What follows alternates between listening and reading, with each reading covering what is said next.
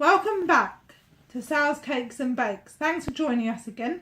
Today we'll be rolling out this blue fondant.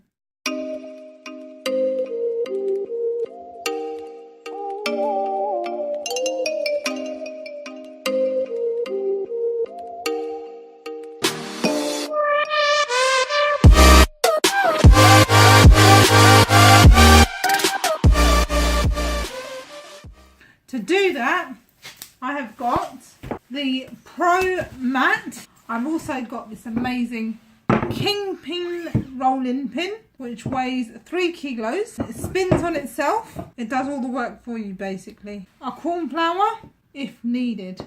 I don't really usually need it when I use the mat. Right, so when you get the mat, it will come out of the tube. This is the Pro Mat, so it's the bigger one. Lift the top bit up, take out a piece of paper. As mine's still kind of new, I've kept the paper in there, and it does help roll the mat up again if you do keep the paper in there. What we're going to do now is we're going to get our fondant. We'll get out as much as we need. The amazing thing with the mat is that it has 2 sheets, top and bottom. The fondant goes in the middle. It's actually amazing because if you have to go take a phone call, or if you have a little one, or you have to go see to something else, for example, for a couple of minutes, fondant will not dry out in between these layers. You won't get no elephant skin, no cracks, etc., which is actually fantastic. It has all the measurements of how far you need to roll it. At the top here, it will say square cake, and how much, what size cake you have, how much you actually need to roll it out to, and how much fondant will be needed.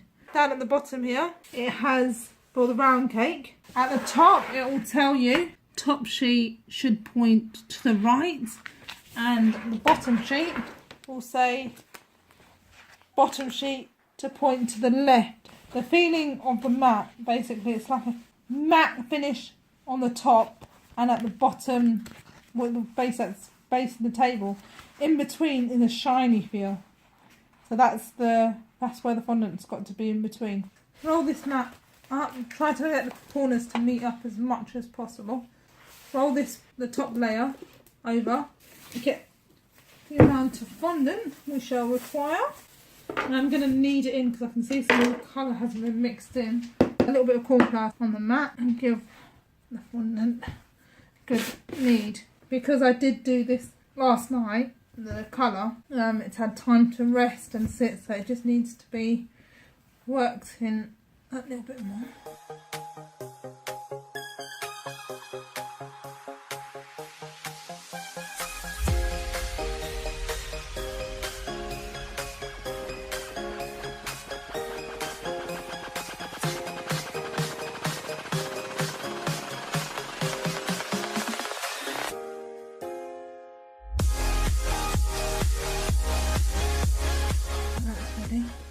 So to use the mat, get your piece of fondant, and you just, with your hands, flatten it out a little bit just before you put it in between the mat layers. Try and centre your piece of fondant. See, I only use the corn flour for actually kneading the fondant. Take out some of the air. When rolling out the fondant, as this mat does move around, it is a non-slip, it's best to pull it towards you, put your hip up against the table, get your rolling pin, hold on to that mat with your hip and roll out the fondant. You don't go up and down, crisscross. What I have found works better through experience is starting from the centre and rolling out. Lift up your rolling pin, centre, out, centre, out. The great thing about this mat is that you can just lift it up, turn it, instead of having to lift up the fondant by the traditional method. You can just lift the mat, which is fantastic. No fondant tearing.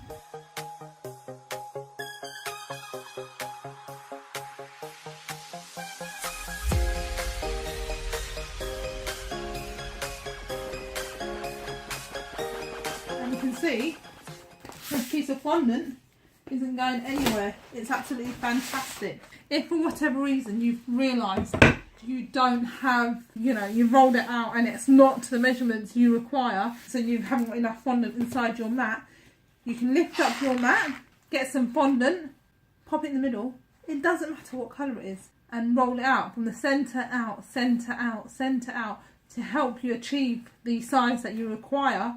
And because it's going to be the bottom of the cake, it won't be seen. This side will be the top, this will be inside. That way you'll have enough fondant instead of having to re-roll it all up again. If for whatever reason you do fold it up and then you find out you've got an air bubble, like here I have, all you need to do is lift it up again, get some corn flour, rub it in, close it back up again, and just roll it. And that should help the air bubble come out instead of just rolling it around and making the air bubble keep going from side to side. Alright, this is all ready now to cover my cake. So lift this top layer up, put it to one side. And the great thing about this is that the fondant is not going anywhere. I've actually covered 14-inch cakes with this. It's absolutely amazing. When you're doing a 14-inch cake and you've got this mat, you're like, thank God.